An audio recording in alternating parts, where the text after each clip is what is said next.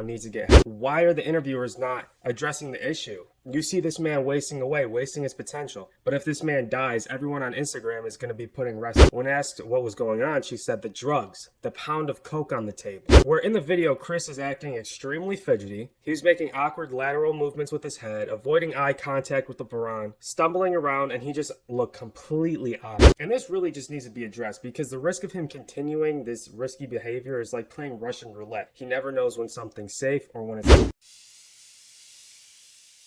Alright, I have something I need to analyze and address. My childhood hero, a man I've idolized in my preteen years, Chris Brown needs to get help. Now, over the years, there's been a ton of talk from media personalities talking about Chris Brown and his usage of drugs and what the substance of choice is for Chris.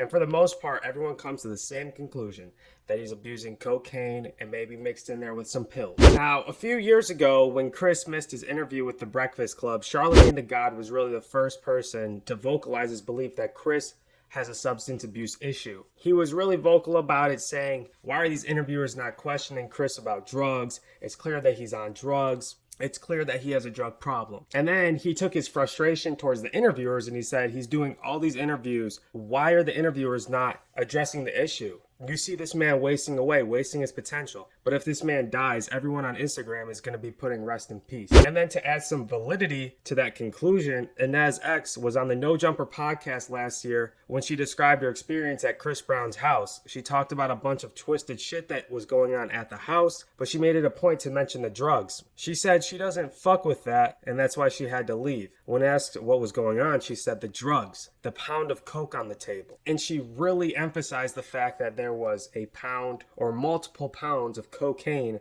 on the table. And that's probably the most optimal place to put it for ease of access. But that's neither here nor there. And to add some validity to this argument for fans, at the release party for Space Jam 2, a video went semi-viral of Chris's interaction with LeBron James at the release party, where in the video, Chris is acting extremely fidgety. He was making awkward lateral movements with his head, avoiding eye contact with LeBron, stumbling around, and he just looked completely out of it. Now, that all happened around the release of Space Jam 2. Recently, though, we had a video come up of Chris Brown meeting Lizzo for the first time where he was acting the same exact way. Fidgety, awkward movements, and just not being himself.